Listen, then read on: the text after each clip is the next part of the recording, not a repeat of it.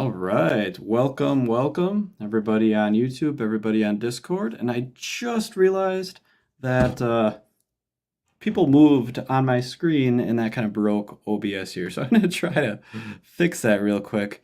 You guys were probably expecting me, um, but you probably weren't expecting Dale. So Who's Dave? David, David's not here yet, but we got Dale here, and Dale is awesome. And well, I don't know. Did you want to say anything about yourself, or would you like me to talk about you a little bit, Dale? You could go ahead and tell me about myself. I'll tell you about yourself. I love it. Uh, And Ragnar says Dale likes mushrooms, and I mean I've seen you use the mushroom emoji a lot, and I've been meaning to ask you. I don't see a better time to ask other than now. What's with the mushrooms? It means I'm connecting to what is being said there, because mushrooms are the ultimate connector in nature. Okay, okay, I dig it. Is it because of the spores? Is that the analogy? The mycelium networks is what connects all the roots of the different trees, and it exchanges resources with them. And we as humans also have mushrooms in our guts, and we exchange resources with them. When you eat food, you're feeding your gut bacteria, and your gut bacteria is what's feeding you. Okay, cool. I like the analogy. Thank you for sharing that with me. I like it. It's a synergistic relationship. That's awesome. All right. For those of you who are in the audience here on Discord or on YouTube, we are practicing what is known as Street Epistemology, and that is a conversational method. So we like to talk to folks about what they believe, why they believe it, why it's important to them, how they got there, in a non-confrontational way. This is not a debate. We're not up here debating anyone. We're not trying to prove anybody wrong. We're not trying to be confrontational. We just want to talk about the beliefs, how you got there, why they're important. So without further ado, we can bring someone up. Nobody in the audience has their hand up yet. But if you want to click that little hand button, raise your hand. We'll get you up on stage and talk about something that's important to you. Who doesn't want to talk about something that's important to them, right?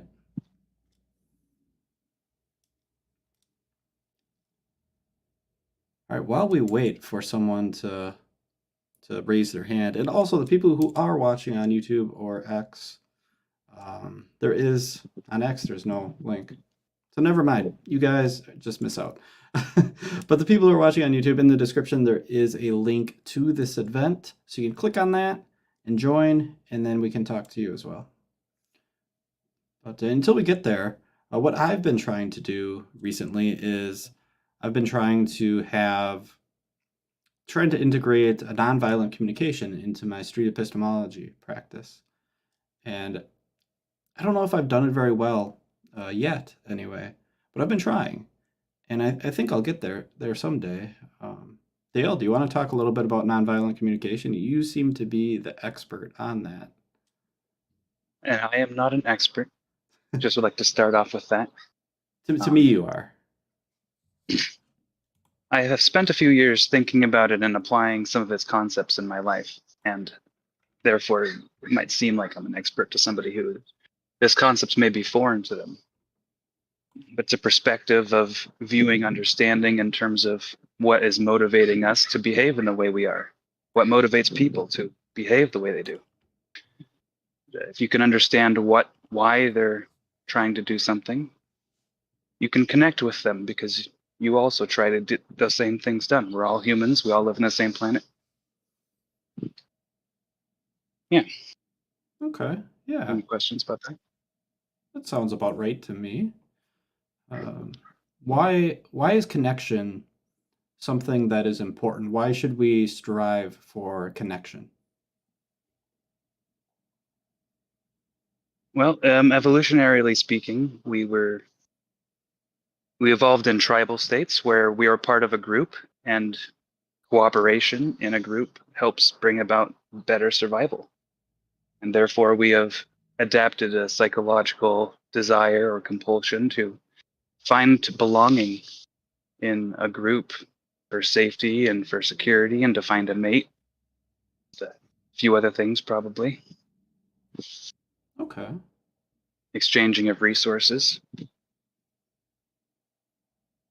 I gotcha. In game theory, there's cooperation and then there's defection. And connection with somebody helps us cooperate in a way where more people's goals or needs get met. Okay. They reach their goals more effectively. I think that's fair. And with nonviolent communication, there's a lot of people who think that it's this like thing where you have to go through this checklist: step 1, step 2, step 3, step 4. Dale, is that really the case, or is it something much more than that? It's an introductory framework to be aware of how to pay attention to what's going on inside of you. And once you're aware of those kinds of way of introspection, you can flow with it more smoothly and without needing to do the 4-step process each and every time. It's like street epistemology in some ways, where it's very strict and rigorous as a method when you're looking on it in paper. But when you're having a conversation with someone, you're kind of just reflecting what they're saying, and you kind of know what direction you're going. It doesn't sound so formulaic if you are familiar with it. Gotcha. And we'll put that conversation on pause. I believe we've got Snow who wants to discuss a claim. I think they were talking about it in the chat, but I don't know what it actually was. Just I see people saying that it's a nice claim to discuss. So I trust the people in the chat that it's a great claim. Hey Snow, how's it going?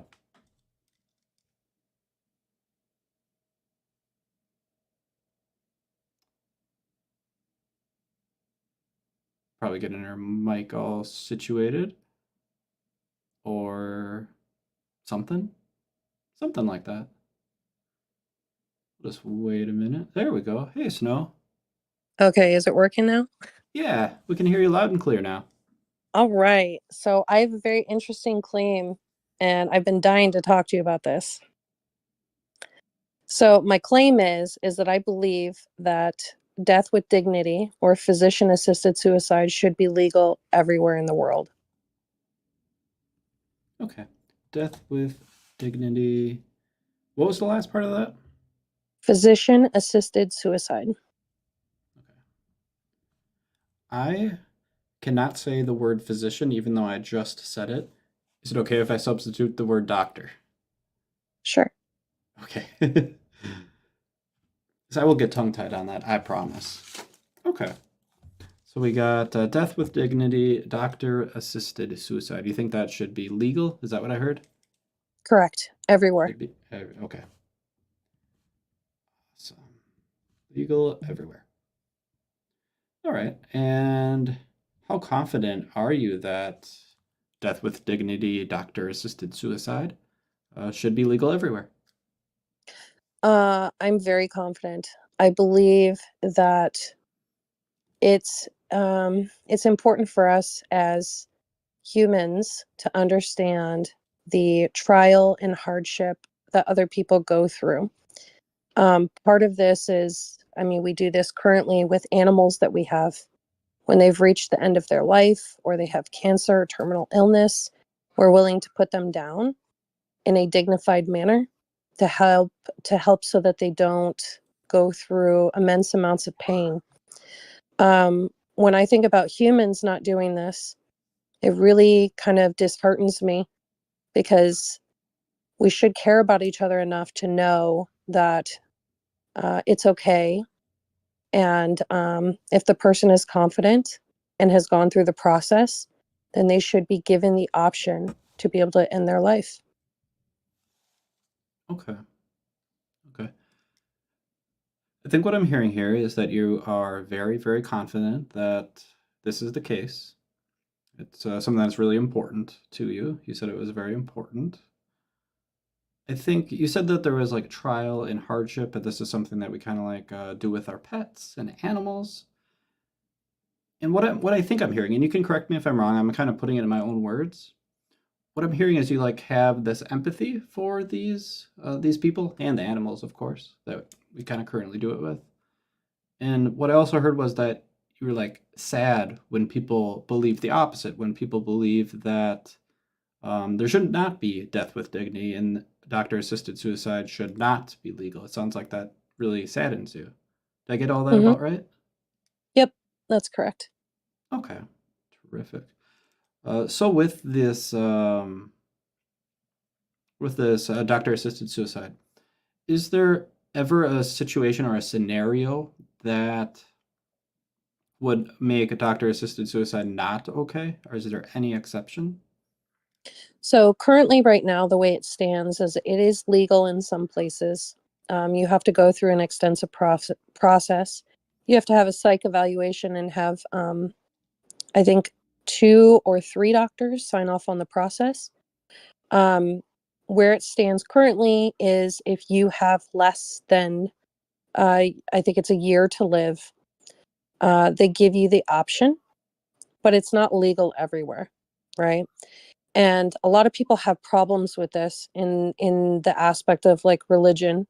They feel like this is like against religious morals and values, and so they'd like to take the option away. um, I just think that's heartless. I think it's horrible. I think that if people know that they're coming to the end of their life and they don't want to experience the pain and hardship that they're going to have to go through with things like cancer, then they should be able to make that decision along with, you know, physicians obviously approving this and in a psych evaluation to make sure that they're in the right frame of mind, and then be able to take the drugs to end their life. Okay. But yeah, I think I'm sorry, I didn't answer your question. Uh, is there a point where this is not okay? Yeah, I think if you don't fit the criteria that we have currently in place, then obviously you could be denied. But I think that there's a lot of people out there currently right now that believe also that mental illness should be something that is incorporated into this. And I don't know how that would apply within this framework because of the psych evaluation. Hmm, okay. So there's some aspects that you're unsure about whether that should be included, but I think a lot kind of of. people are unsure about it. I don't know if I've like flushed out the way that I feel, because I do believe that mental illness is something that a person could deal with, and maybe it's not able to be fixed. And if that's the case and they live a tortured mental life, like I don't know if I have the right to say that they shouldn't have this option. Okay. I think what I'm hearing is you're. I don't want to use this word. Well, I do want to use this word, but when I use it, I don't want it to be like over exaggerated. What I'm hearing is you sound like you're kind of suffering hearing these people who have this opposite view of your claim that doctor assisted suicide should be legal. When people say that are against that and think it should be illegal, whether they use religion or whatever argument they might have, it sounds like that really has an impact on you. It does. It very much Uh, does. I've lost people in my life due to illness and things that they could not prevent. And, like I personally watched my dad suffer at the end of his life. And I know that through discussions with him, even though he was on hospice and hospice was fantastic and helped to the best they could, I know for him, being a man that was very proud and loved his family, he did not want to put himself nor us through watching him pass. Um, if he, I asked him once if he would have had the option, would he have taken it? And his answer was yes. And I feel like a lot of the people that go through this probably would answer yes as well. So why is this not something that we provide to them? yeah, that's. Thank you for sharing that story. That's a very uh, powerful story. I think a lot of us have have experienced something like that, whether it's our parents or our grandparents, and observing, the pain that they're going through and feeling that pain through them, right? Right. If there if there was someone who disagreed with you, which I'm sure there are lots of people who disagree with you, if you could imagine their best argument for why they hold the belief that they hold, what would that be? What would that look like? I think probably the people that would most disagree with this would be people who hold these religious values. Maybe they think that if a person ends their own life, they will not end up in heaven or wherever they're supposed to end up.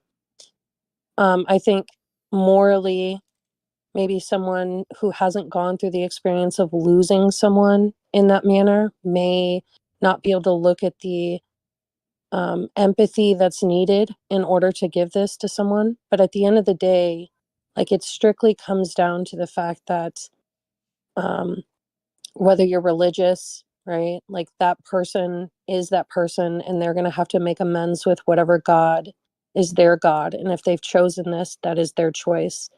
For the person who morally believes that this may be not correct or bad, I would say that this is not your life. This is their life, and they've come into this world on their own account, and they should be able to go out on their own account. And it really doesn't have anything to do with anybody else. Hmm. Okay. I think a reason, there might be two reasons, and maybe they're interconnected. You can tell me if they are, if they're not. On one hand, I'm hearing an empathy for the person who is going through this suffering and this pain. And then I think I heard another reason, which may have been, now it just slipped my mind. What am I doing? The empathy. And then, like a bodily autonomy. Like you should be in control of your body at all times. And if you do want to end your life through a physician, I said it, uh, you should be able to make that decision because it's your body. Mhm. Is that two separate reasons or are they similar? No, I believe they're both the same. Um, Okay. I just thought of another reason why somebody may have an issue with this is that we come across situations where legally in the United States, you don't really have the medical um, permission to make medical decisions for yourself until you're a certain age. And there are probably situations where there are children who are dealing with cancer or dealing with other issues that a parent would have to be involved, and I could see how that would be an issue as well. Like if a 16-year-old kid who has cancer and is towards the end of their life wants to make this decision and they cannot legally because of their age, like how that would work, and I don't know, but Mm, I'm sure that we could figure it out if we put our minds together. sure. Do you want to talk about bodily autonomy a little bit deeper? I mean, I don't know what there is to talk about with it. Everyone has their own bodily autonomy. You, me, um, I believe my 9-year-old daughter has her own bodily autonomy. Like I don't know how that could ever be questioned, but it appears that it is every day, Mm. and we deal with this every day, and it doesn't really make sense to me. But And I do find myself agreeing with you. Um, but I think it's a conversation worth having. Uh, what it would is be what? Go ahead. it would be great to have that conversation, but there's a lot of people not listening. Mm, hmm. That could be a whole nother conversation. uh, Right. what is it about bodily autonomy that is important? Why should we value it? That's a good question, and I have pondered that. I don't know if I have an answer for that other than the fact that I believe I am my own entity. I control my own life, my own decisions, my own medical decisions, and therefore I am responsible for my own consequences. And so I think bodily autonomy kind of falls into that. Like if you're making that decision for yourself and you are the one that reaps the repercussions of whatever that decision is, then I think it's important that you have that in general. Is there ever a scenario that you could imagine in which bodily autonomy would be a negative thing, a bad thing?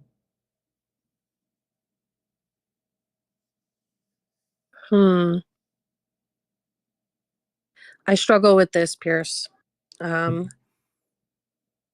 Like this kind of falls into the whole spectrum of like pro-life versus pro-choice. And Mhm. even though I hold a pro-life appreciation because I value life and I value what it stands for, like I have to like fall back on the fact that it's this person's body and therefore it is their choice and really no one has the right to take that away. I can't think of any other scenario where bodily autonomy cannot be absolutely defended. Okay. Hmm. It's easy to understand and why you care so much about this, hearing your story about watching your friends and family suffering with cancer or mental illness or something like that. I mean, if you look at the alternatives, right? Like even if we were to apply this to people who are depressed, let's say they hold immense amounts of depression and they've gone through every step they possibly can to try to Mm-hmm. improve their life and take, the medication needed in order to try to adjust that, and it just doesn't work, right? Some people are just mentally tortured. Um, I would much rather that person take their life with an aspect of dignity rather than have them take their life and let's say a mother or a sister or a brother walks in to see what the result of that would be. And it's not a pretty sight, you know? Yeah. I heard you mention that the current limit is like 1 year left to live is what the doctors will approve for. Is that the I think correct understanding? it might be 6 months. I can't remember, but I know Canada actually just recently passed it Mm-hmm. back ago. And I had a friend that was actually within the program and he went through. He had a terminal illness. He lived his life. He did everything he wanted to do. And then he ended his life. And he went against um, a family that was very, very religious and very much against this and wanted him to continue through his life till the very end. And he chose not to. Mm-hmm. And he was very confident. We had many discussions about like how he felt and where he was. And, he did what he felt was right for himself. And I respect that. Yeah. That sounds like a very tough situation to go through. It I'm is. very curious though, what are you wanting to change the current time frame to? I don't want to And change is there any limits to that? I don't want to change a time frame. I want to have it be legal everywhere. I want it to be an option that people can turn to if they need to. That's what I Is want. there any circumstance in which we would say, no, we're not going to grant you this autonomy over your own body to kill yourself? Do you mean like would you be disqualified from it? Yeah. Are there any disqualifiers? If Yeah, if somebody walked in, could they get the treatment? right now currently, yeah, there's tons of disqualify. You could just be in the wrong state and not be able to qualify for this currently. I mean, what Or is it that you're wanting in terms of a disqualifier? That's what I was getting at, I guess. um I don't know because it's still so new, right? I think that they need to be worked out. There needs to be like a societal agreement on how this all works and what absolutely qualifies. But I would be comfortable saying that the current qualifications that they have should that's good enough.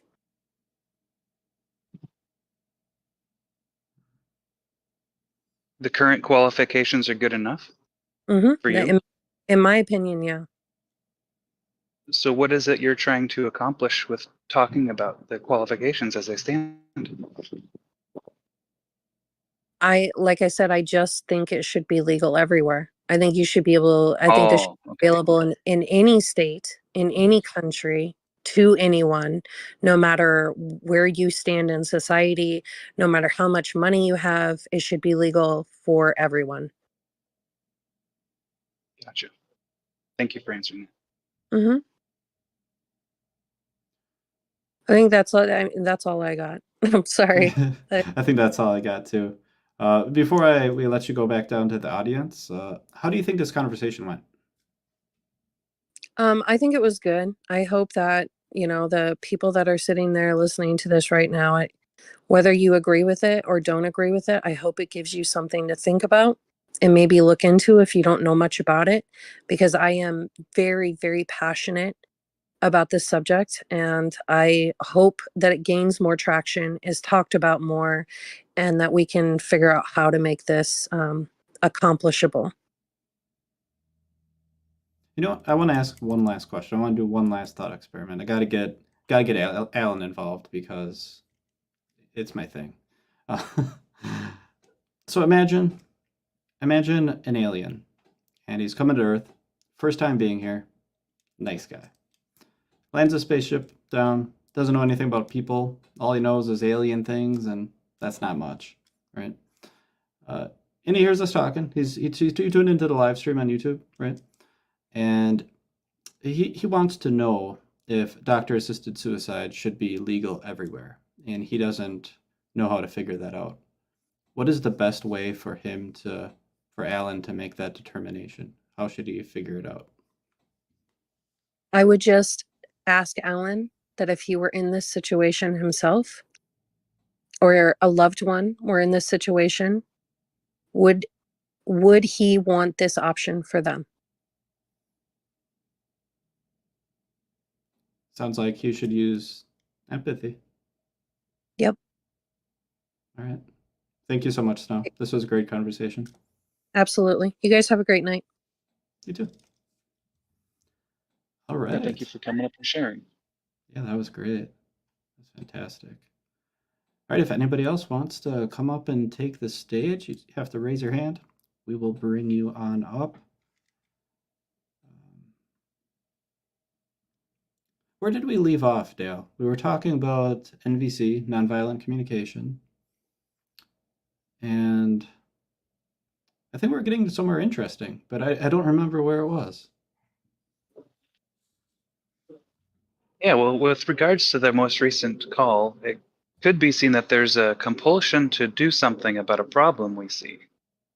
And how do we go about strategizing a plan to enact these goals we have to make, she wants the acceptance of the assisted suicide to be in all states for the 6 months or the year or whatever the current regulation is.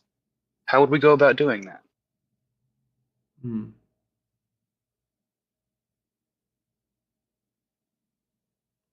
Was that rhetorical? Yeah, I guess so. Okay. I mean, it's about finding a solution to the issues. Like we're being compelled to take action, and we want our actions to be effective in reaching our goals. And sometimes it can be insurmountable when it comes to politics. Like that's a big one. Like I don't blame her for not running for Congress or lobbying, going on the media, talking about the stuff. These are different strategies, but they require a lot of dedication to and time to and a network, and all kinds of things. Sure. It can seem insurmountable at times to make those types of changes. If you wanted to convince one person that something you believed was true, what do you think the best strategy for doing that would be?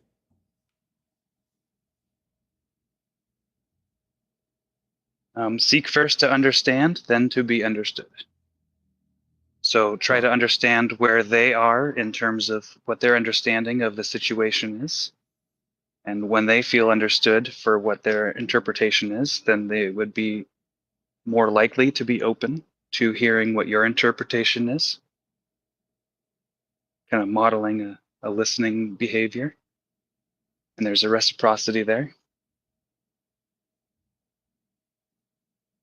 I like it. I like it a lot. Well, we got yeah. A lot of people, yeah, a lot of people demand understanding. Like, hey, these things, you ought to do this thing. You should do that thing because I've come to the understanding that this is the way it ought to be. A lot of people take issue with that. And, it goes back to autonomy in some way. Like, you're telling me what to do. Like, do you even know why I'm doing what I'm doing in the first place? I think that makes a lot of sense. If someone were to tell me I should be doing something else without first understanding me, that's probably going to arise potential defensiveness, at least from my perspective. Yeah. Especially if we were raised in an environment where that was what our parents told us all the time. And it's very, very common for the parents to make authoritarian decisions for children. I mean, children don't know what's going on. So a lot of parents resort to authoritarian style of parenting that kind of removes their autonomy. And so there's a thirst for autonomy within that person who didn't get it. Their sensitivity dial has been turned up. So now whenever they see something that violates autonomy, they're like, hey, there's something unjust here going on. And so therefore they value autonomy potentially more than of the other values. I think we might have a claim. I see in the chat here. Can't see his name because I'm in streamer mode, but the person with the picture of a dog with its paw up like this. If you want to come up, hey, you're raising your hand. Perfect. Hey, how's it going there? Well, I'm eating pizza and drinking beer. I don't think it gets much better than that. I like pizza. But that's just a claim, right? That's what? I said that's just a subjective claim, though, right? Is it a claim? I think it might just be a preference. Well, okay. Yeah, preference, claim. Preference. I say. Let's agree to disagree. But no, I dig you guys. You guys are great. I wanted to support your show, so I've got a claim. Sweet. I would love to hear it. Yeah.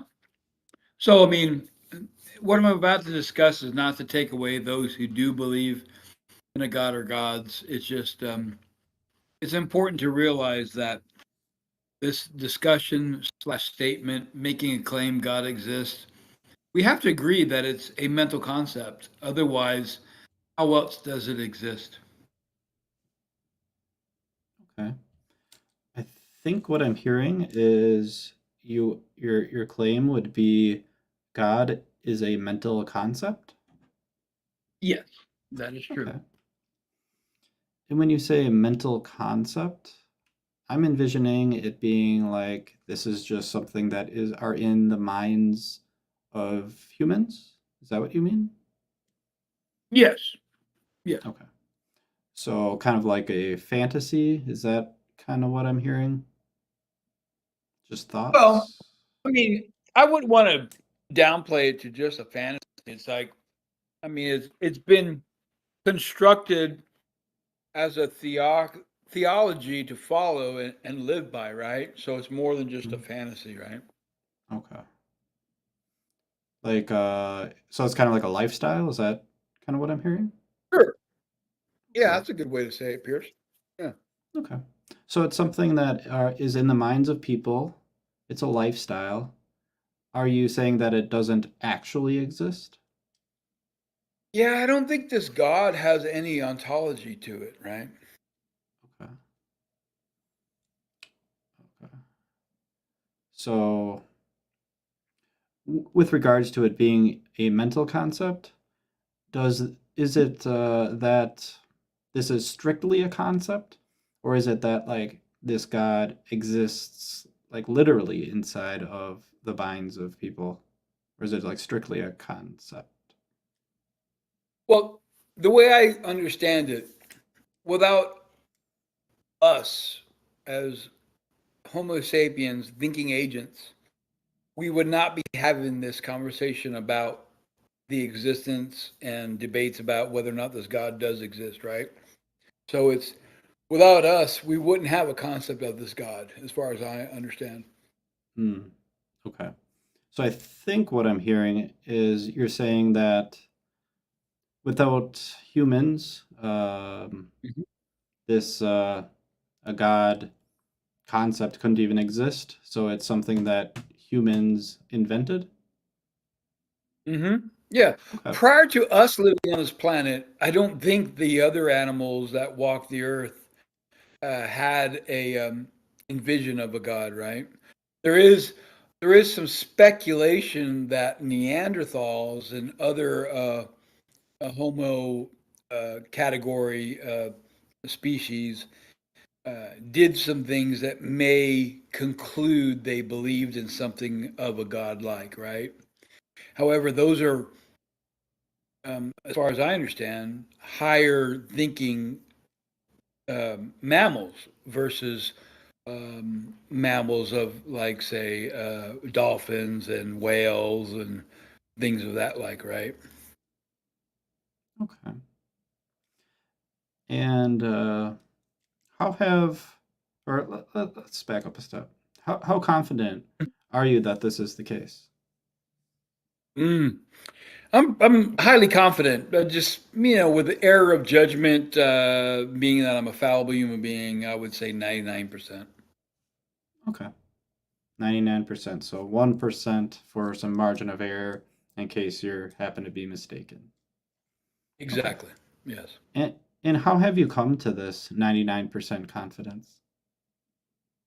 Well, it's my understanding that there's a uh, we got more information that is naturalistic explanations for things that we can understand how things exist and how they came to existence versus this claim that ergo this God did it, right?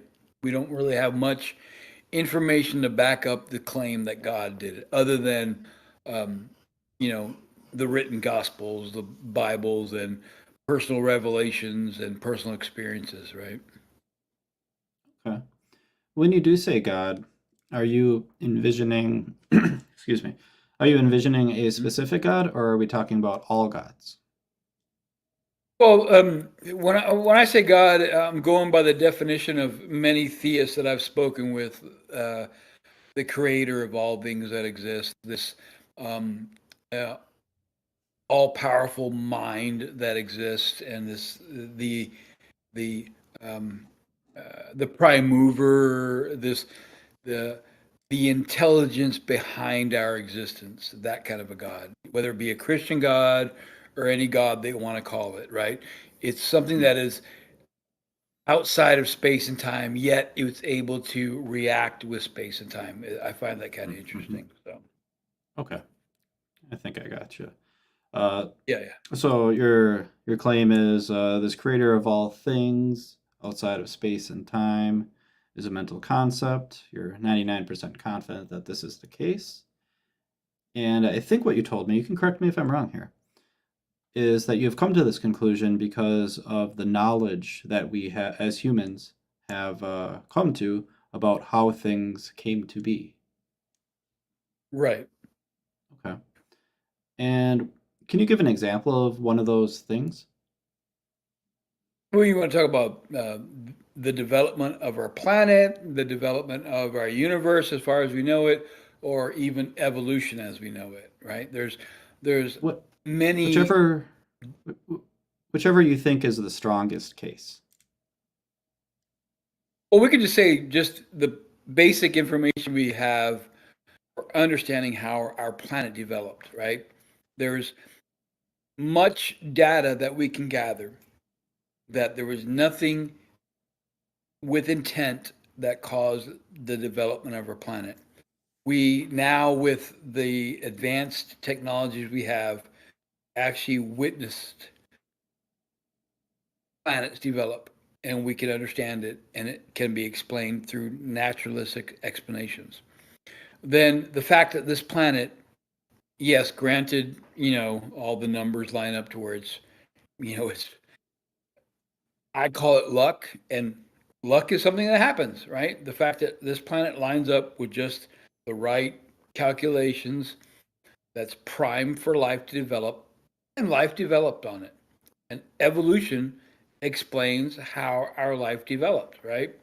We have a lot of backing that up. So everything seems to line up with the scientific method and naturalistic explanations to explain things that exist on our planet without including a god or gods or anything supernatural. Okay. I think I hear what you're saying. So there's these Mhm. two explanations, either with something natural or something supernatural. So maybe a god created the earth, the planets, sun, solar system, or it came about from a natural occurrence. Is there any other alternate explanations for that?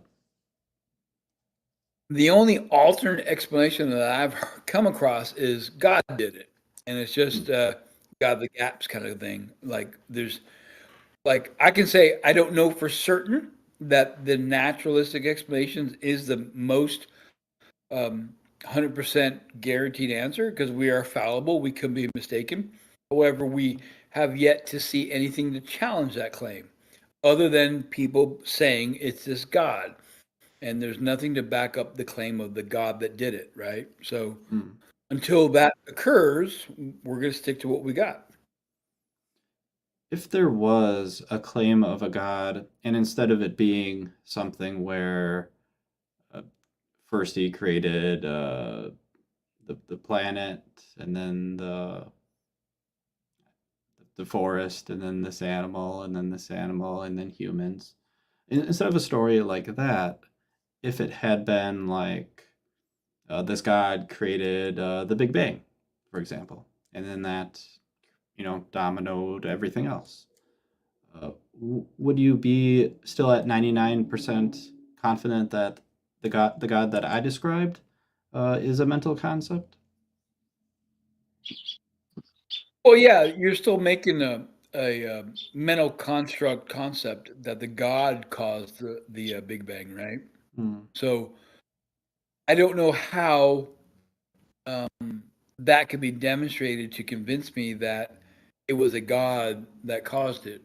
Because, Mm-hmm. in all honesty, I don't know what we can say, what we actually understand happened prior to Big Bang or the expansion. There's many different hypotheses about, like, it could be the case that something always existed from which his universe expanded from. So Mm-hmm. to me, that seems more acceptable and more logical versus this entity that has intention to create this.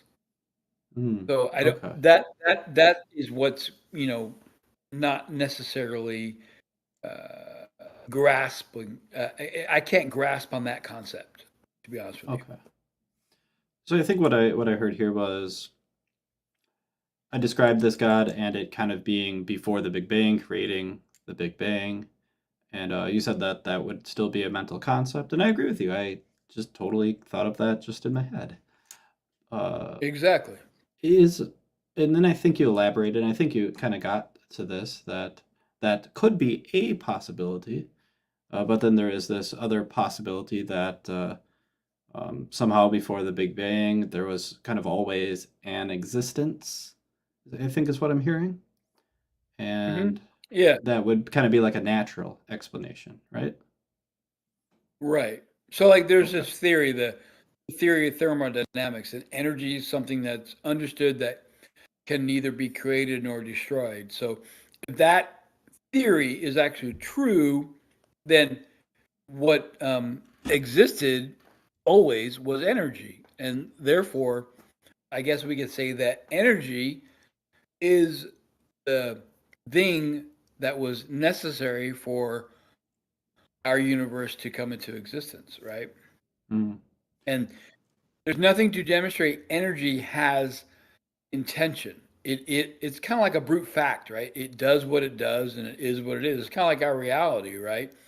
There's nothing that would conclude our reality has intention behind it. I think I hear what you're saying. So we have these two explanations. We have a God behind the Big Bang, and we have energy behind the Big Bang. How could Mhm. we figure out which one it was? What would be the best way to figure that out? Well, do we have a test for energy? Energy in the sense of like energy before the Big Bang? I guess that would be my question to answer you Hmm. with a question, which I don't like to hear from those that I ask questions to.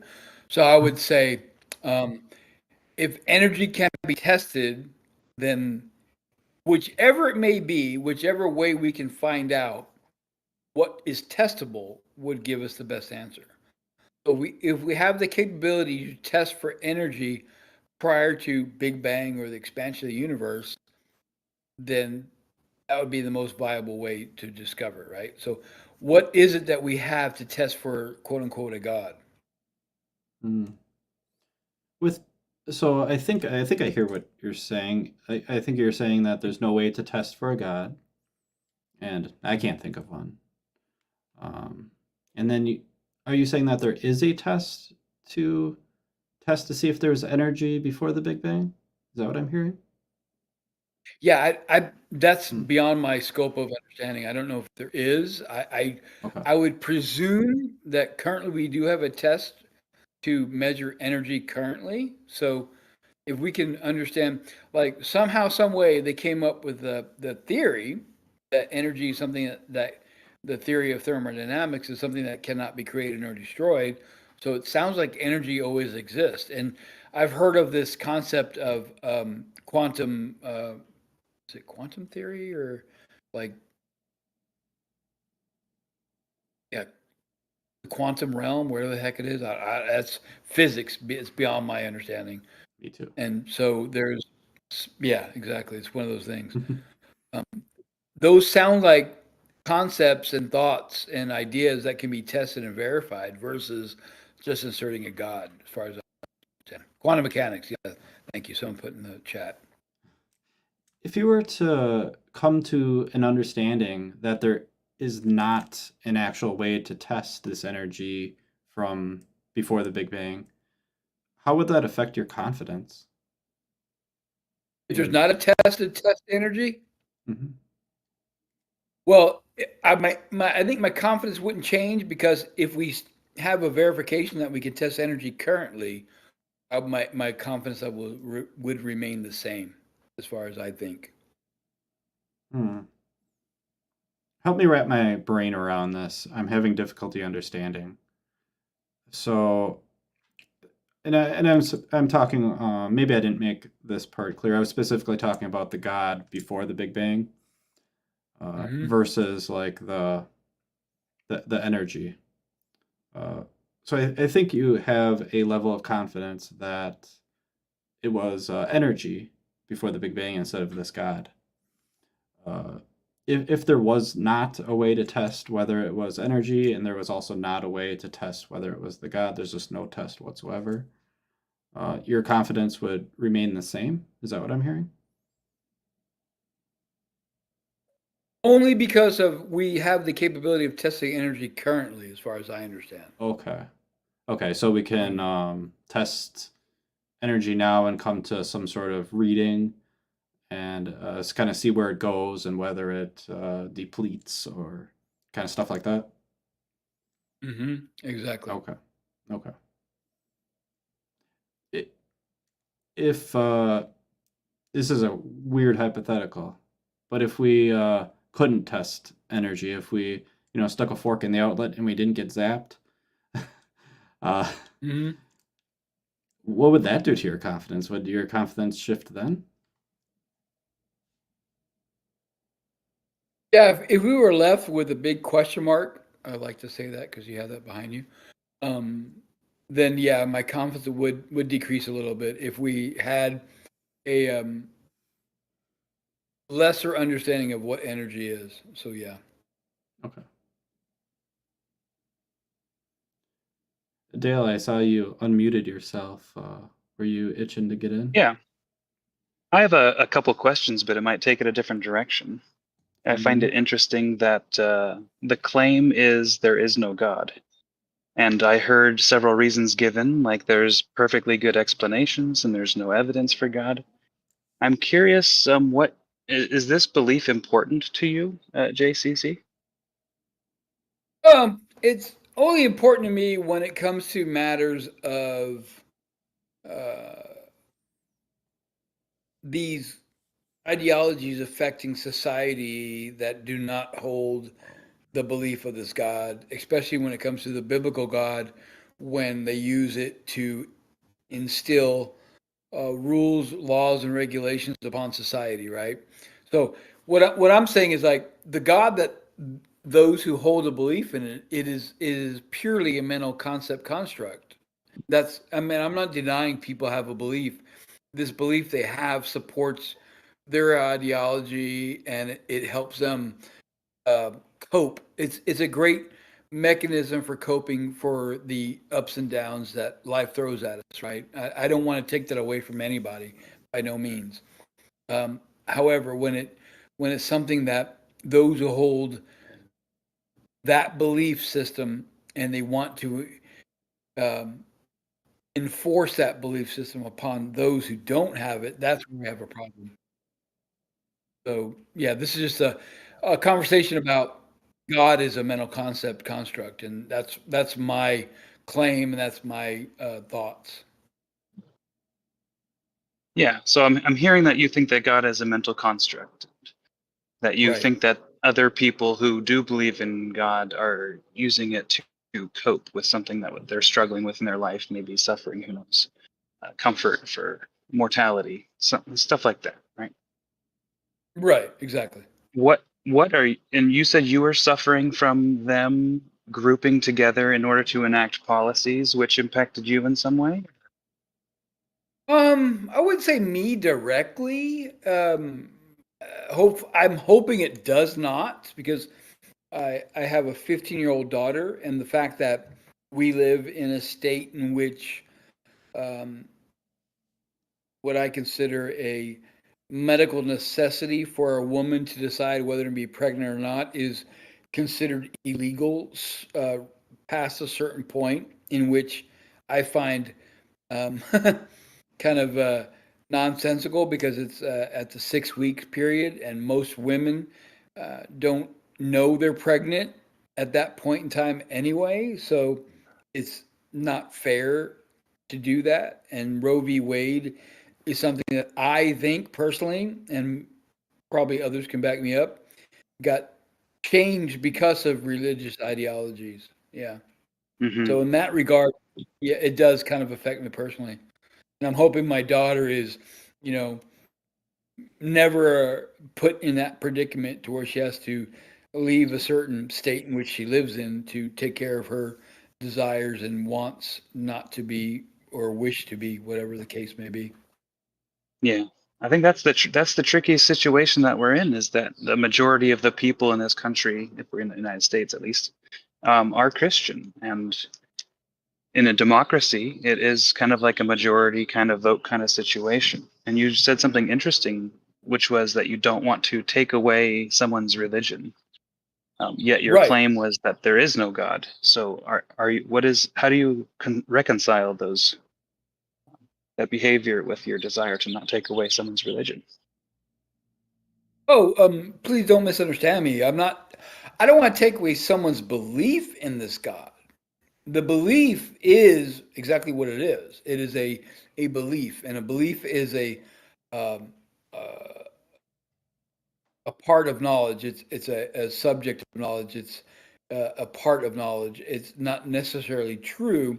It's their personal subjective belief that this God exists, and that's why my claim is it's a mental concept construct.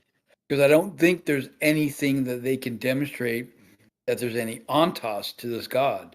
So, like, uh, um, I mean, like, I believe I ate pizza today. My pizza has an ontos. I can actually cut a piece of it and share it with my neighbor. Can you do that with the God? Do you have any goals in particular that you're trying to achieve with regards to this important belief about there not being a God or that it's only a construct?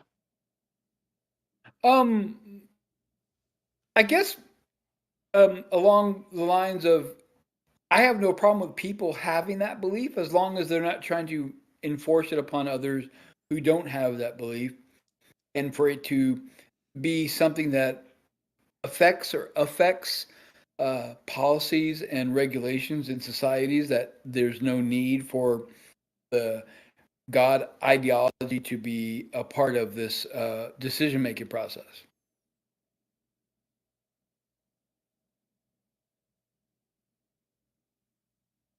Yeah, thank you for sharing that. Is my understanding correctly that you're wanting to like an enforcement of the separation of church and state kind of thing?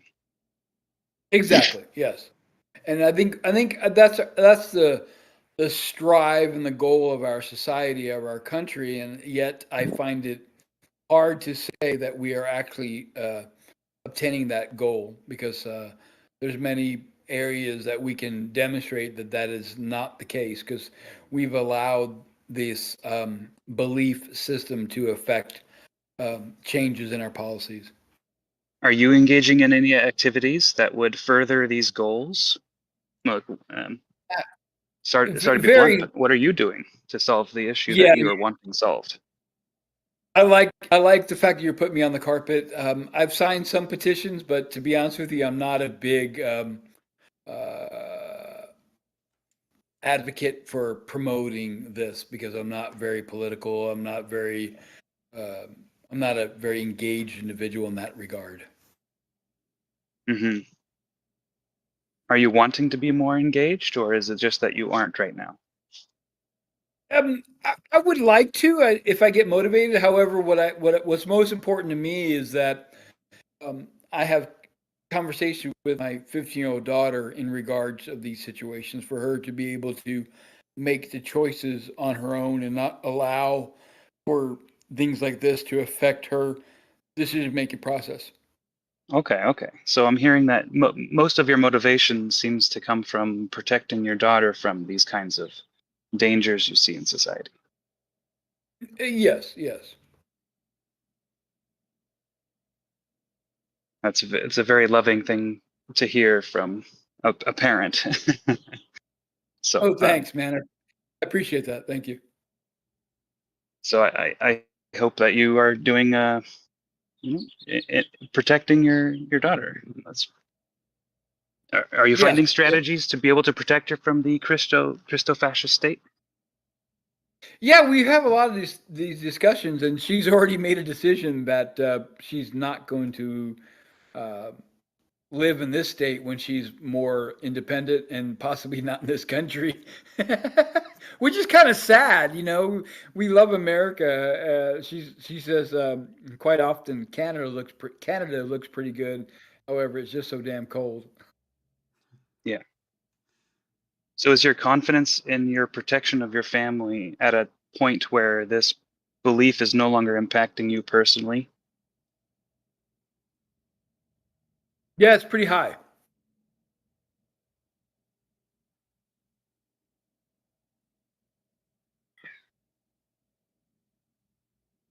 Is your protection for your family extending outward to other parts of society through some kind of a general empathy for society, or are you still trying to protect your daughter from this particular belief? Um, I try to have rational, peaceful conversations with others in that manner. And like I said, I do sign petitions and I do agree to certain things that should happen. So I am engaging a little bit, and I do wish to engage more so as things go on. So as far as that, yeah, I do have conversations with others about things like this. Yes. Yeah, I guess I'm trying to get at where, if the importance of the belief was in protecting your daughter, and you have a high degree of confidence that your daughter is protected from this belief, how important is this belief still to you in this very moment?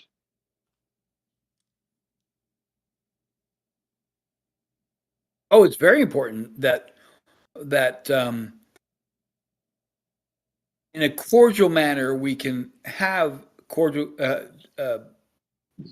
productive conversations in a manner which hopefully the people we converse with understand that their belief is a mental concept and should not be involved in changing policies and rules and regulations for majority of society who does not hold that same belief system. And it need to be left at a belief system. And that's the beauty of this country. This country is founded on the fact that freedom of and from religion. So all those who wish to live here can have any belief in any religion they want to, as long as it does not affect society. That's the whole premise, as far as I understand. So you're wanting others to understand that it is a mental construct?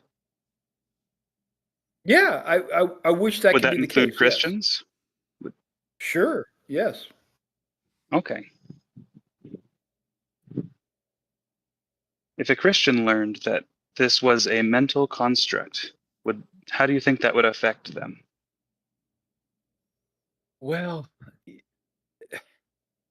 I think they have a lot of confidence biases, right? I think it'd be hard for them to accept the fact because, um, as far as the multitude of conversations I've had with Christians, they hold that they have the one and only answer, and they're in their own world that they know what is true, and they don't accept anything other than that.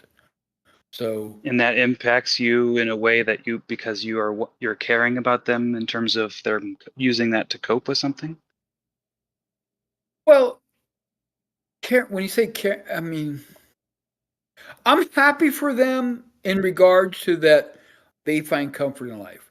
What I'm not Okay. happy with them is that they speak to others as if they need to listen to them because those who don't agree are living in denial, so to speak. So they feel as though they have the only one true answer, and everybody else is not accepting the truth, and they're in denial. So it's the Christian ideology is one of those that's very, very.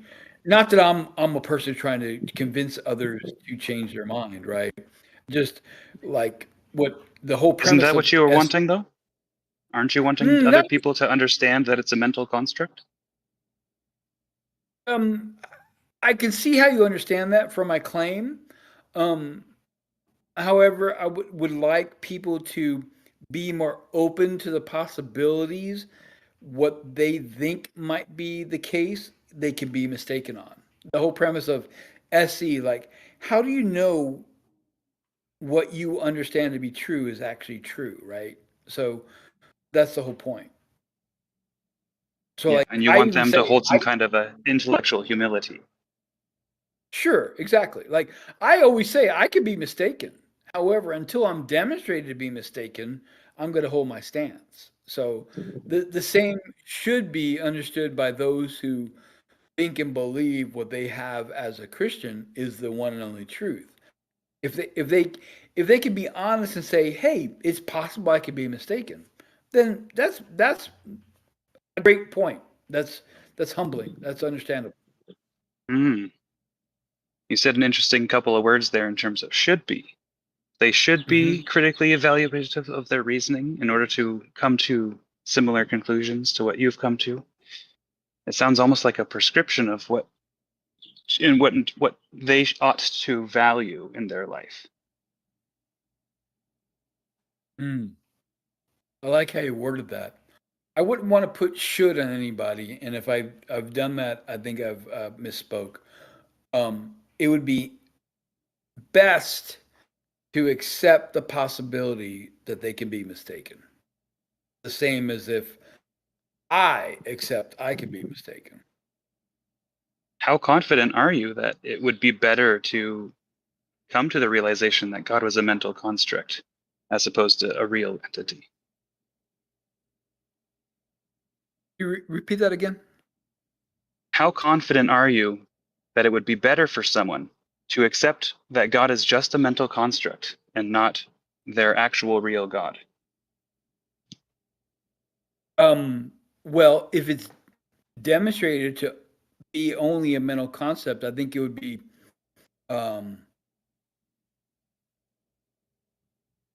better to understand what is true versus just a belief, right? Like I hold Yeah, that because it's they're more finding comfort in the fact that they right. have an actual God that's going to grant them entry to heaven, and that they have a Father who loves them. These are very comforting beliefs, and it wouldn't be as comforting if it was like, oh, this is just in my head. Mhm. Well, I guess for safety's sake, it's important when we're having a discussion with someone like that, if this is something that's going to affect them in a negative manner and they wish not to go on to dive into these questions that might challenge them, then Hmm. let it be for them to be pragmatic in their belief, that this belief brings them comfort and it's a great coping mechanism for them and they accept it as that. And Hmm. like I said, I'm not here to make somebody be uncomfortable and change what they believe for the sake of what is true and what is untrue. And I don't want to say someone should believe things that are true in regards to what I consider true, like it comports with reality or another concept of truth. So if it brings them comfort and they're not causing harm to society, they're not pushing it upon anybody else, by all means, I bid them the best life they can have, right? Yeah. Well, that's all the questions I have for now. All right. Thank you, That's pretty Dale. much, Yeah. that's pretty much all I had too. Before I let you go, I just want to know what you thought about the conversation. Yeah, really awesome. You guys are good. And this was a really good SE session and I really enjoyed it. Awesome. All right. Thank you so much. You bet. Thank you. All right. We got another person with a claim. We got incarnation. If you want to come on up and we'll have a little chat. Hey, how's it going? How's it going? I was just curious. I don't know Dale's position on this. Came in a little bit late, but I said something here in the chat, and somebody asked me if I wanted to discuss it with the host. And I think the question is if you believe that in religion, I guess, what is it that religion gives humanity on a whole that cannot be had otherwise? So, like, what is something that religion gives to humanity that cannot otherwise be had through whatever different means? But I don't know if this applies to Dale. I don't know Dale's position, so I don't know if it's a relevant question.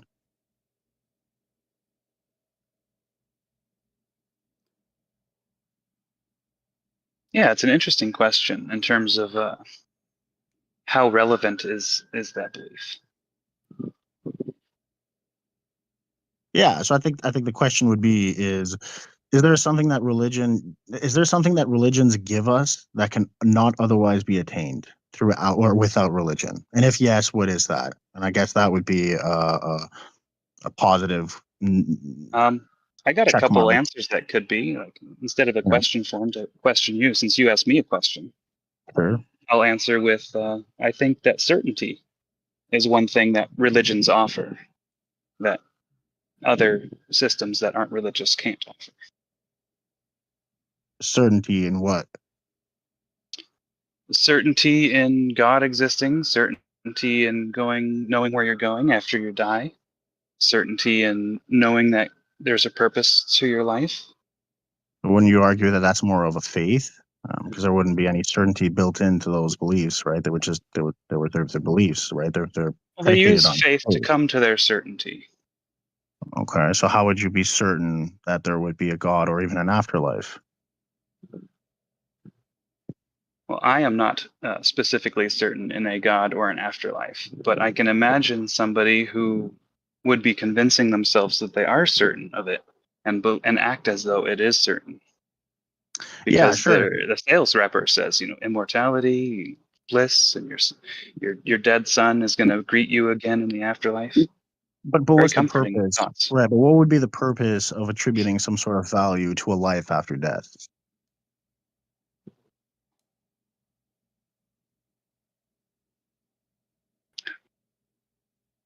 I think the answer here is a little bit tricky because religions have a different purpose than what they're selling to their constituents. They're selling hope and safety and comfort to the people who are following. But I think religions are trying to spread and get more followers and power, and trying to maintain the presence in the current state. If they fall out of recognition, then like the ancient Thor, Egyptian gods, those are all dead gods now. Yeah, They have no sure. I power. mean, you can make the argument that religions, are spreading gospel to acquire more constituents in order to fund their expansion throughout the world, and that's fair. But I think this is the question when it comes to I think for anything for me is I quote unquote don't see anything that religion offers, right? That cannot be had otherwise. If you say morals, well, I think we can derive morals, separately from religion. If you say belief in if you say afterlife or even anything from that sort, there's no way to quantify or falsify any of that. So really, it's just blind faith. So it's nothing to really. It doesn't really bring anything to you per se. If you say that, well, you have to live a certain life in order for you to go to the afterlife, well, then again, you're creating a set of morals that, to me, in my opinion, could be had without predicating that you need to act a certain way in order to have a certain life after death, which is, again, not a certainty. We don't know what happens after death, apart from our bodies decomposing and returning back to the carbon in which they came from. Yeah, morals are definitely an interesting thing to talk about, for sure. Anyways, in terms that's all of that. morality, religion can offer a simplicity in morality, and a package handed to them. Here's what the morals are. Here's the rules. You're a good person if you do these things, and it's very simple. In real life, it's much more complicated and nuanced. And should I lie? Should I steal? I don't know. Maybe if I'm hungry and that person has a loaf of bread, is that wrong to steal that loaf of bread? Or am I a bad person if I steal that loaf of bread? Yeah, I think it just goes to prove my point again that really you could have that independently of any religious structure. It costs energy. It costs time and effort and introspection and discovery of the self, and that can be very painful. It can be scary. It can be confusing. It uses a lot of resources of time and energy to discover, what is actually true about the world. I don't got time for that. I'm going to work 2 jobs and make sure my kids behave, and that's it. Do you After have? that, it's Netflix and chill. Yeah, of course. No. Sorry, I was just going to ask you in terms of your position. Are you so I'm assuming you're not Christian or like you're not a follower of Abrahamic faiths. I guess we'll put it that way. No, I'm not. Yeah. So your interpretation or idea of God or potentially what's beyond there might be a little bit different than per se somebody who views it from an Abrahamic lens. Yes, I am an adversary to the Abrahamic God. I see. Okay. All right, great. Maybe Pierce can help bring this back to street epistemology because I'm answering questions instead of asking them. You got me. Yeah, it kind of went down an interesting My apologies. path there. You know what? It was still interesting, so that's okay. Yeah, let's try to steer it back towards street epistemology. Um, I guess incarnation. What is something that is important to you? Well, I guess in which context? Uh, what is what should people be believing or doing that's important to you? Um, That's kind of a general standpoint. I think people should strive to be the best versions of themselves they can possibly be, and hopefully that version is built upon a structure that today we deem as I don't want to say adequate, but as going in terms of the right direction in terms of giving themselves every opportunity to succeed in life. I guess. I mean, I guess this comes from the purview of a father. So for me, I mean, I can only wish that my kids were striving to be the best versions of themselves they can possibly be, and for by extension myself as well. But I guess Hmm, that's I don't know. I guess the easiest way to answer that. okay, yeah, that's a good answer. When you say best version of themselves, is there something specific that you had in mind? Is there an attribute or something? Well, I guess it gets very personal, so you have to find what is something of value to most people. But I would say if you're in a family dynamic, well, then the best version of yourself would be the one that allows you to provide your children with the energy needed and the opportunities that they're going to need, or structure them in such a way that they will be offered the opportunities they need to grow and excel in life. So if that's your current life situation, then that should be something you're striving for. Okay. So kind of caring for them and ensuring that they have opportunities to better themselves, grow, kind of like Just that. grow, opportunities to grow. I mean, yeah, opportunities to grow, I guess you put it this way. I mean, ultimately, while I have a career that that I'm still striving to grow into, that career is mainly as a vessel to pay for my child's upbringing. I mean, whether we like it or not. So that's the current. If you're somebody in your 20s and you don't have children, I think your view on it would be different. You would set up some positive goals. You want to achieve a certain level of success in your career or even in your education. Those are the kind of goals that I think if people at an individual level have, then ultimately we'll see a betterment of society. Hmm. We'll have a betterment of society if everybody strives to be to better themselves, to be the best version of Yeah, themselves.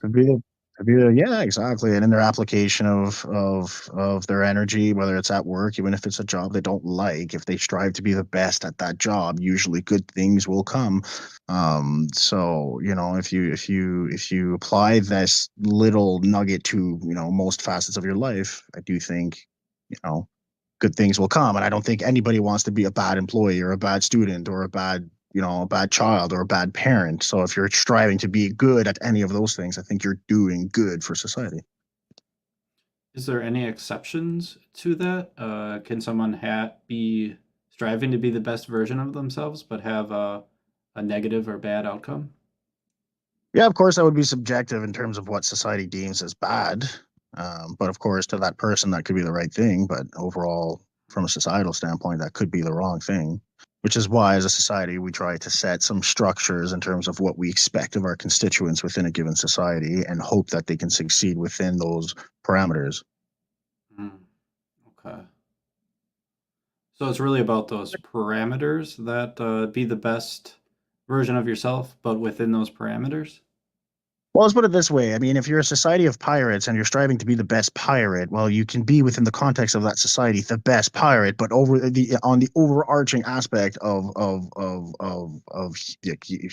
humanity, if you want to put it that way, pillaging and killing people to steal things, we can categorically say is wrong.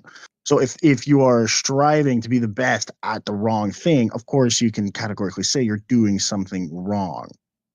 How we get to Mhm. that point, of course, requires us to agree on what is right or wrong, and that happens through generations upon generations of built knowledge. Hmm. Okay. Uh, is there a right or wrong? Uh, I mean, you can say that something is objectively wrong, but I think the overarching nature of right and wrong would be subjective. Do you want to talk about that more? I mean, it's up to you. Yeah, I mean, If you want to ask I'm down questions, for if you it. want to dig into, if you want to dig into that, we Sure. can. So I think the claim So that I heard here was right or wrong is subjective. yeah, I would say on an overarching standpoint, right or wrong would be subjective. Yes. Okay. How confident are you that that's the case? Very confident. I mean, it's easily demonstrable. Oh, okay. Yeah. So sounds like you gave me kind of a reason for your belief that it's demonstrable. Yeah, I would say that it is. If we're saying, so here's what I meant, like initially, if you're saying that we can agree, and here's why I say we can objectively agree that killing each other on a general standpoint is wrong or bad, right? What we assign the value as bad is we'll assign bad to in terms of a society. So if we're killing each other at an exponential rate, then as a society we'll falter. So we can objectively agree to this and quantify it in a particular manner to say that humans have succeeded while not killing each other. So we can use that to build a principle of killing each other is bad. Okay. That requires us, however, to agree on the notion that killing each other is bad. Somebody 10,000 miles away may disagree with that, thus bringing into account the subjective nature of what's bad and what's right or good or bad. Okay. So what I'm hearing is like maybe us all in our little community might all agree that killing is bad, but then we might have that one pirate who's out sailing the seven seas, and he might Sure, think that killing is good. And sure, but if you because have of enough that, pirates, if you have enough pirates and you have millions of pirates as opposed to millions of people who think pirating is wrong, then within that society you would objectively agree that pirating is not wrong, it's right. okay, okay, Thus bringing about the subjective nature of what is right or what good and bad. okay. And is this a reason for your confidence, or is it just more of an explanation of the claim? Well, I mean, it's a pretty thought out explanation that substantiates the notion that good and bad or right or wrong would be subjective in nature. Oh, okay, okay. Is Is it a this belief that is it a belief? Am I hardwired into that belief? I mean, no, but I have no reason to think otherwise. was was this kind of like the demonstration? I mean, Kind it's of. it's a demonstration. Okay. Okay. Is that the demonstration you had in mind when you kind of said you were very confident because it's demonstrable? Yeah, I mean, it's one Okay. example that is fairly easy. That is fairly it's one example from a concept that is fairly easy to grasp that most people in this audience here can easily understand. Okay. Is there anything you could learn or discover that could change you from uh, believing right or wrong is subjective to believing that right or wrong is objective? Well, I mean, if we're looking in terms of the etymology of the words subjective and objective, objective would mean mind independent. So, right or wrong would be determined by some structure within the universe, and humans would operate within that structure. Compared to the subjective nature that I've, that it's objection here, that it's mind dependent in terms of we create our own values of right and or good or bad. Okay. So that would be something that you could discover that would change your mind. That's what I was hearing. Sure, sure. I Yeah. mean, if we discover throughout the universe that we can add a new law, such as law of thermodynamics, that clearly states that there is a function within the universe that predetermines good and bad, then sure, I could say that there is an objective good and bad, one that is predetermined, that is mind independent. Okay. I think I got you. Why is it that you're confident that right or wrong is subjective? Uh, like, Sorry, let me try to word this in a way. I know what I'm trying to ask, and I'm struggling with words for a moment here. Uh, so you currently believe that right or wrong is subjective, and I think one of the kind of things that you kind of go off of is that you haven't found like this law of that's like thermodynamics or something written out in the universe that says this is right, this is wrong, outside of us humans. Yeah. I mean, I think Why have you I think why that's have the you easiest way to la- break it down. cool. Why have you landed on subjective as opposed to just more of like, I don't know. Well, I think it properly it properly defines how, because using subjective properly in the correct context would define what I'm trying to say properly. So when I'm saying it's subjective, it's really because it is mind dependent. It is solely dependent on a human psyche to create it. So for me, like that's why I'm confident in the definitions that we've ascribed to those words, and that's why I'm using them with such confidence in this context. Hmm. Hmm. Like when I say something is subjective, it's because I have a core understanding of the definition of subjective, and what I'm applying in subjective and the confidence in my application of subjective is because of everything I've highlighted before that, because I can directly attribute my understanding of things to the definition and apply it correctly in the context of the conversation. Hmm. Okay. You still good for a few more minutes? Yeah, of course. Okay. I'd like to ask you something else related to this, but it's a little bit of a different direction. If you don't want to go in that direction, just let me know. We don't have to. With Sure. regards to right or wrong being subjective, is this something that is really important for you, to you? Well, I think it's important that we understand that it is, so that we can better understand humans in general. Especially if we're facing resistance when we categorically agree, let's say in this instance, generally that killing is wrong. If we're facing resistance, on that, I think it's important to understand why people could see it differently, right? It's Hmm. important to filter out these ideas in such a way that if you're trying to understand somebody's different perspective that may not have the same core ideology as you, that you can at the very least converse with them. Hmm. If you think Okay. right and wrong is subjective, does that mean that you do not believe that there is a right and a wrong?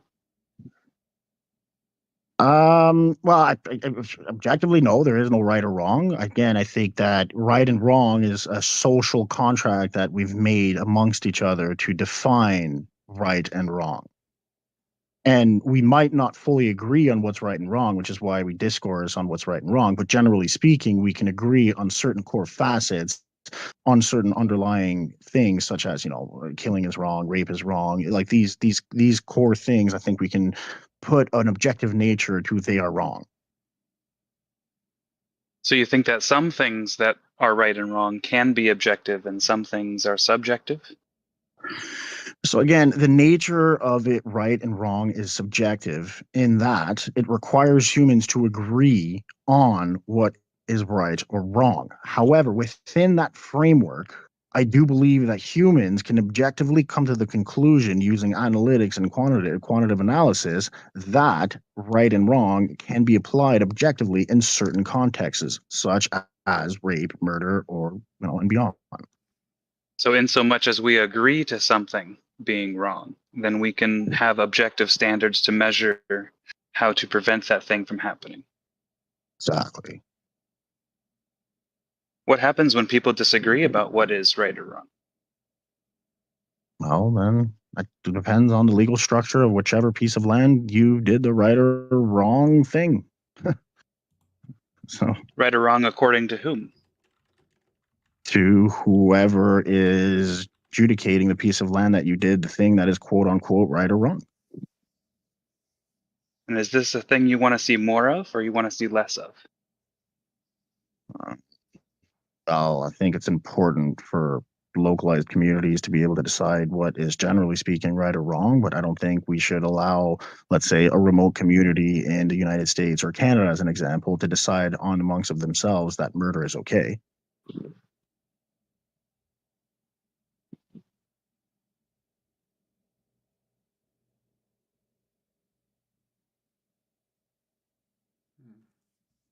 Why is that the case? What do you mean? You said that you didn't want a certain group of people, or any group of people probably, to, start believing that, murder is wrong. Well, Why is because that the case? I think we can quantify why murder is wrong, because it's, generally speaking, in general terms, a net negative to the society that you're trying to build. So if you agree as a society that murder is right, then you're more than welcome to do that, and you can decide what's right and wrong within that. However, evidence would suggest that that will not lead you to a fruitful society. Hmm. Okay. So it's the kind of this observation and evaluation that might be objective, or objective as we can get. Well, I mean, I don't know how else to really define it, right? Again, like we can agree that amongst the human species, right, what's right and wrong would be subjective. However, you can have pockets of the human species that objectively agree to something. And these, like the conclusions would be objective. Like if we were to legalize murder, we could observe that there would be additional suffering, for example. And that's something I that we may mean, not. sure. Sure. I mean, you can get into that conversation if you legalize murder. Would people start killing themselves more? I mean, sure, maybe. I still think that, generally speaking, societies have already kind of predetermined. How they've come to that predetermination is up for argument, but they've predetermined here in this case that murder is wrong. So I don't think that if you legalize murder tomorrow morning, that the continental United States would see a massive flood in murders. I don't really see that happening, but yeah, you'd probably see a rise in murders for sure. Mhm. Okay. Dale, you have anything else to add? I don't think I do. I'm still trying to struggle with figuring out. Maybe you could help me understand what your goals are with this belief that you hold.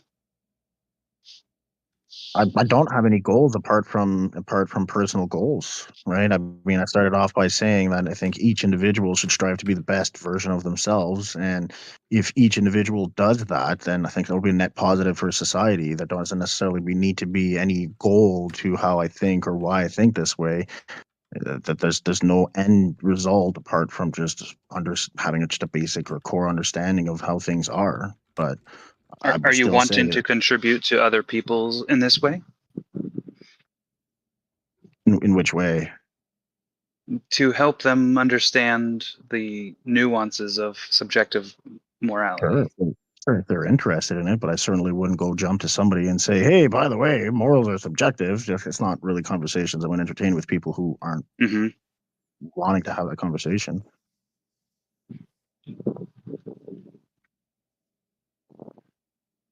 Are you just wanting this conversation to be talked about more in the hopes that this conversation will spread? Sure. Whatever conversations will give people some form of autonomy or some form of self control, that they can be in control of their own paths, and they don't need to follow any guide apart from you know Okay. like, yeah, Yeah, absolutely. autonomy is coming up again. Yeah, that is a common thread that seems to weave in a way its way in and out of many different things. Well, I think it comes down to individual rights, right? Which is, somebody was talking about the separation of church and state. And to me, why it's important is because, when you separate church and state, you leave the opportunity for individual rights. And to me, that is much more important than any form of religious rights, if you know what I mean. Yeah, I do. I appreciate you answering my questions, and I think that's all I have for Cool. where I'm going to go. Nice and cordial conversation. I think somebody else here, retail store person here, wants to come up. Well, I'll come up. Yeah, we can have him pop up if he wants. I think he wanted to argue with you, Incarnation. Oh, But that's not really what we're doing here. But I will still bring him up, and if he wants to chat, we certainly can chat. yeah, But sure. might be You having know. problems anyway. I don't know. He said it didn't work. I don't know what he was referring to. Oh, maybe he's coming up now. Yeah. Oh, there you sorry, are. sorry. I completely misunderstood the other guy. I misheard him. I thought he was doing moral realism. I was like, we can't do Mm. moral realism and have stance-dependent truths. What the heck's wrong with you? Oh, it's definitely not my stance. All right. Anyways, well, I can step down here. It's no big deal. Okay. Cool. Yeah, thank you for talking with us, Incarnation. Cheers, and I'd just like to say thanks for coming to the Nexus and having some nice cordial conversation. It's fun to see these conversations here. Thank you. Oh, is that where we are? Okay. Cheers, So we're guys. doing morals. It's like the overarching theme here. Not necessarily. We could talk about something moral related, but we I talk was about just anything. curious. Anything that you think is true, or anything you would like others to believe is true. Maybe something that's I important mean, to you. I have one, but I don't think there's any opposition here. Like, unless That's I'm okay. looking through the names. We got a Christian. There's potentially some opposition. It really doesn't matter if we have opposition or not. That's not really what this is about. Well, I mean, It's it's debates, right? I mean, no, we're actually not debating. Debating would be presenting two different arguments and trying to convince the other person or the audience that you are the one who's correct.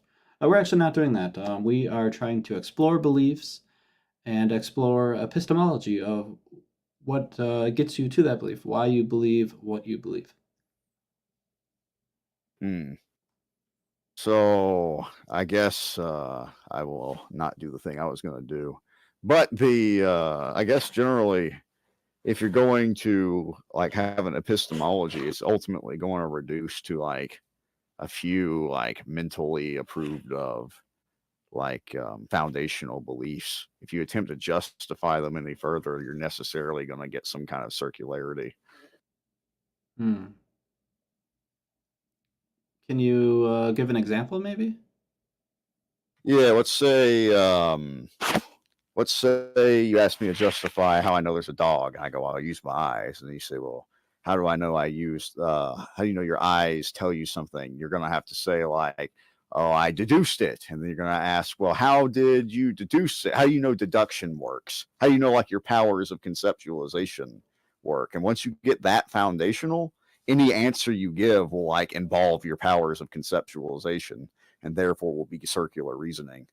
It'll only be Okay. true that your powers work if they work. Okay. If we were all to kind of take the stance that reality is real, like we're people, we got eyeballs, we got brains, got flesh, Yeah. hands. Yeah. If we kind of made that assumption there, and then we were trying to figure out everything else about the world, how the world works, what is true within, that little model of reality being real. Are there better ways and poor and less better ways, not as good ways, to determine what is true? Yeah, anything that's going to violate the laws of logic can be ruled out. Anything that is like inductively sketchy, like we only have like a small sample size, we wouldn't want to overtly rely on that. But everyone's going to have a foundational like set by which they interpret everything. So like you might run into people who like to think that moral or propositions are non-mental things. You might run into people who say, no, they are mental things. And the only thing that can adjudicate between those things is going to be like a straightforward logical contradiction, taking one off the table. Okay. Okay. Um, hmm. Dale, do you have a question that you'd like to ask? Can you remind me what the original claim was? Oh, I said if you try to justify everything repeatedly with like deductions, eventually some kind of circular reasoning will have Oh, to yeah. place. Are you referring to some kind of a presuppositional? That everyone's a presuppositionalist? Well, I mean, in a sense, yes, but I'm not a presuppositionalist or like even a Christian. Well, there can be logical presuppositions too, right? Like the law of identity, Yeah. excluded middle, and non-contradiction. Those are like Some known as things, logical presuppositions. yeah, some things you can't deductively justify. They're just there. Yeah. Like accepting that we're not in a simulation right now without further evidence, kind of a presup. Right.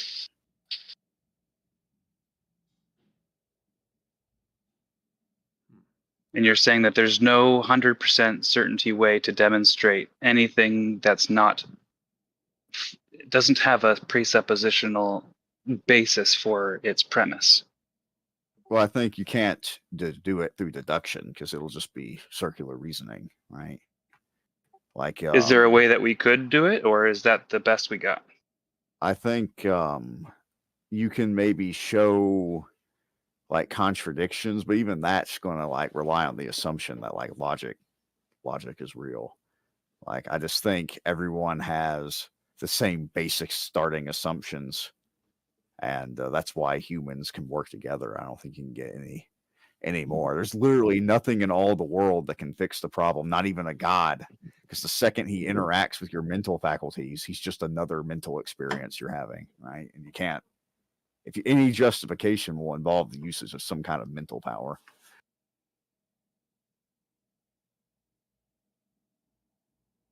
That would be assuming that God is only impacting people's mental powers. Well, I'm talking about like an internal justification that's deductive. Like if you Okay. are, yeah. Like there's no way outside of the problem. It's always going to be foundational because like you're trying to prove your mind will always involve your mind circularity. Is this a problem that creates strife in your life? Not really. I mean, depends what you mean, because like there are people who try to exploit this and they create strife in my life, but Yeah. this problem itself does not bother me, not even a little bit. But it bothers you that other people will try to exploit these different. Yeah, that's where like presups come in, as they'll do like this asymmetrical questioning thing where like, you know, if you say this, they'll go, well, you don't know anything. And by the way, God told me that I have knowledge, so I have knowledge. And that's just an example of the same thing, right? And they try to confuse people. They get their hooks in and try to win over some people. What is this belief doing for you? I mean, your it life? does. It motivates me to like figure out good ways to articulate this to people. And like I've gone out of my way to like educate people on this to prevent them from falling prey to kooks.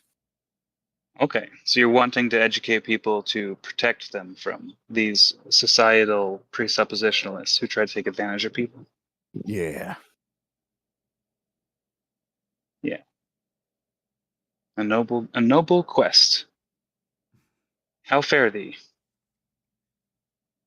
I do a pretty good job.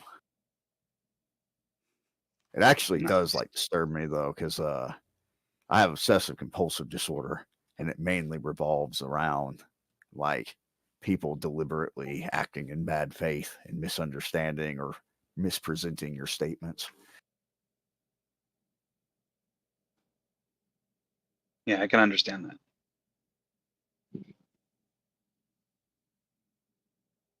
That's all the questions I have, Pierce, if you want to jump back in. I think this might be a good closure here for that conversation, and probably a good time to potentially start wrapping up the stream and everything in the event. But Yeah. Do you have any Chad? questions for us, retail?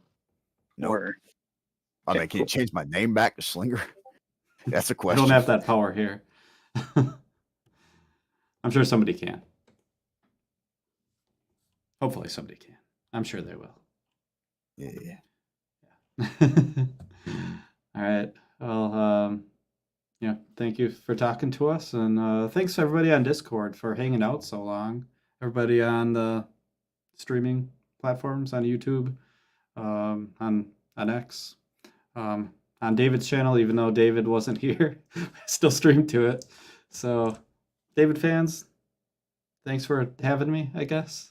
Thanks for letting me still stream to your channel, David. But yeah, Dale, do you have any? How do you think it went today? Yeah, I think it went pretty well. We talked about a lot of different things, and we started with nonviolent communication. Kind of went through a few callers talking about how different ways that beliefs are impacting autonomy and how much they value autonomy, which I found was quite interesting and would be worth considering more post-show, I think. For anyone interested in more nonviolent communication information, YouTube has a whole bunch of great resources. Just YouTube Nonviolent Communication San Francisco Workshop, and you can get a nice introduction to it. Back to you, Yeah, Pierce. that I found incredibly valuable. I learned so much from that workshop. That really was a fantastic workshop. And Yeah, it on changed my the life forever. me too. On the street epistemology side, if you want to learn more about street epistemology, you can go to streetepistemology.com. You can also go to the course to learn street epistemology. That's kind of the dialect we were using. Excuse me. If you want to learn it, you can go to navigatingbeliefs.com. That's how you get to the course. If you want to join some communities revolving around street epistemology, I probably can't link it in the chat, but if you go to streetepistemology.com/communities, there's a Discord link right in there with the invite that can get you there. But I think that's pretty much a wrap. I think it was an awesome stream. Thank you so much, Dale, for coming up and joining me. I imagine that there would have been a few more awkward silences without you. So thank you so much for filling in the awkward silences. Yeah, it was my And honor that you asked me, and it was a pleasure to be on. I appreciate you encouraging me. fantastic. All right, I'm gonna roll the outro. Peace out.